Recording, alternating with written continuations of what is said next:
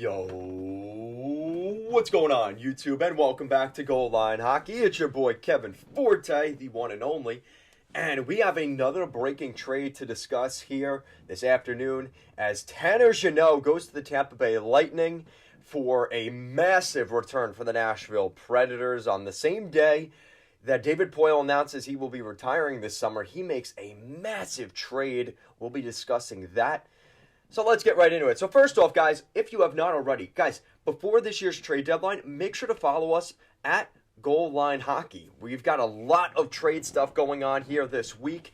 I actually predicted, not to pat myself on the back, I predicted Tanner Jeannot going to the Nashville Predators in some sort of deal for Cal Foot. I actually said that this was a perfect deal. I made a mock trade in my Goal Line Hockey live stream. Those have been gems. I also predicted Barbashev to the Golden Knights.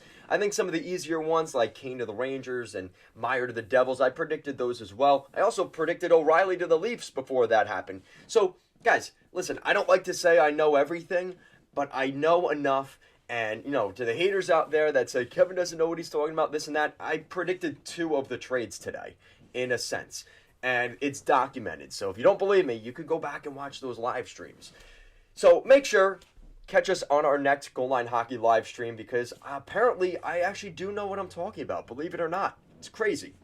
So let's get into the actual trade, because this is a massive overhaul to the Nashville Predators. They have made it clear they are sellers at this deadline. And it makes me wonder what else is in store for Nashville, and we'll get to that at the end of the video. But the actual trade itself, Tanner Jeannot goes to the Tampa Bay Lightning. That's the first part of the deal. Tanner Jeannot is on the final year of an I think it's $800K, right? $800K on a one-year deal, or two-year deal.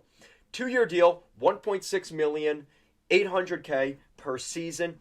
This is a really good deal for the Tampa Bay Lightning in the sense that he is a cheap contract. And a team like Tampa Bay that's up against the salary cap ceiling, it's kind of important that they were able to get a guy that is fairly cheap. Now, he's on the final year of that deal. He's going to be up for negotiations this summer as an RFA. That is my level of concern. Now, I don't think Tampa cares about that. They want to get to the playoffs this year. He's $800K right now. That's the main point. But the amount that they gave up to the Nashville Predators, for a guy that has put up, I think, 6 points in 45 games this year, Tampa Bay is taking a chance on this guy. Now, this isn't the first time that Tampa's done something kind of crazy. The Brandon Hagel trade last year, I think this is a different deal. A lot of people are saying, oh, this is Brandon Hagel trade 2.0. Not necessarily. He is an RFA this summer with a new contract coming. So that's going to be an interesting contract to keep an eye out for. It's similar to the Nick Paul situation, right? They made the Nick Paul trade, Barclay Goodrow, Brandon Hagel, Blake Coleman. Tampa's been making these, they've been overpaying for bottom six guys for a long time. But there's a guy that puts up a ton of penalty minutes. He's got over 80 penalty minutes this season. He's a tough guy, right? He kind of reminds me of like another Corey Perry-esque player. So I think he's a good fit for this team. It's just the amount that they gave up for him is absurd. So let's take a look at what Nashville got in return. So we've talked about Cal Foot to Nashville in return for this type of deal in the past. It seems like a good deal in my opinion. He's a former 14th overall selection back in 2017. He's on the final year of a second contract with the Tampa Bay Lightning, and he's only played in 26 games this year for the Bolts. So that's the first guy in the deal. Also, they pick up a conditional top 10 protected 2025 first round pick of the Tampa Bay Lightning. So the Tampa Bay Lightning will not potentially be drafting in the first round again until 2026. That is their next first round draft pick. And if you go on Cap Friendly for 2023, 2024, and now 2025, the Tampa Bay Lightning do not have a first round selection.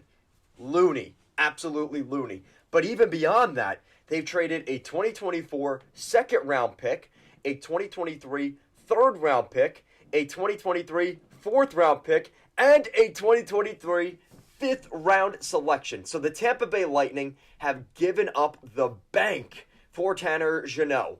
And you look at they will be drafting once in the sixth round and twice in the seventh round this year. And at best, in next year's draft in 2024, they will be drafting in the third and fourth round. We live in a crazy world right now. Tampa Bay is giving up everything. Now, apparently, they equate the value in this deal to being the equivalent of 2 first-round picks. That's what Nashville really wanted here for Tanner Jeannot. But they got, because Tampa Bay doesn't have the actual assets, they just gave up a ton of draft picks to kind of, quote-unquote, compensate for that value. And I thought this was a really interesting point here from All Hockey Culture. This was a tweet they said yesterday. They said, in the past 2 seasons, the Tampa Bay Lightning have acquired Tanner Jeannot and Brandon Hagel. What did it cost to get 2 role players and 2 mid-round picks? 3 first-rounders, a second-rounder, a third-rounder, a fourth-rounder, a fifth-rounder, Taylor Radish, and Boris Tkachuk. Very interesting here by the Tampa Bay Lightning.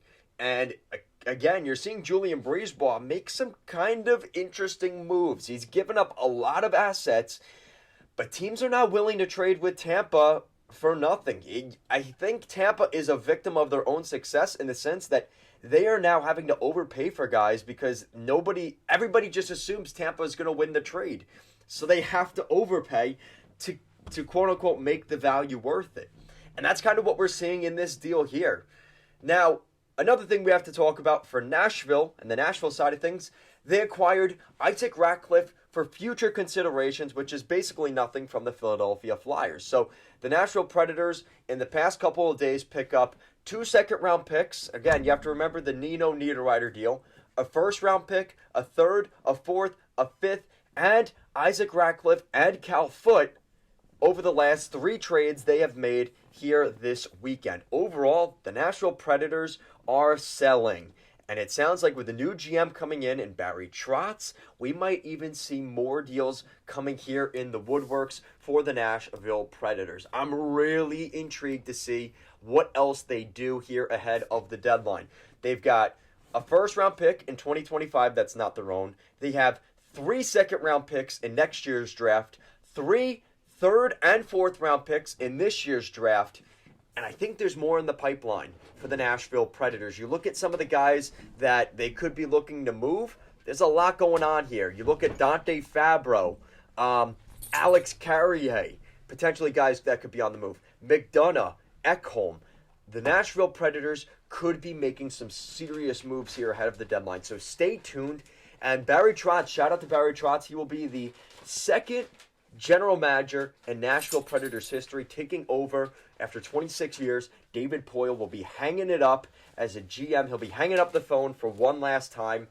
This is his last deadline, and I expect him to make some moves. I'm very excited to see what happens here for the Nashville Predators. But like I said, for the Tampa Bay Lightning, I think they're done. They literally have no other assets left other than Jack Finley at this point. And considering the overhaul they gave up, they very could have easily given up just Jack Finley and a first-round pick in this Tanner Jeannot deal. That could have worked. I think they were doing everything in their power to not give up Jack Finley. That's the message I got from this trade.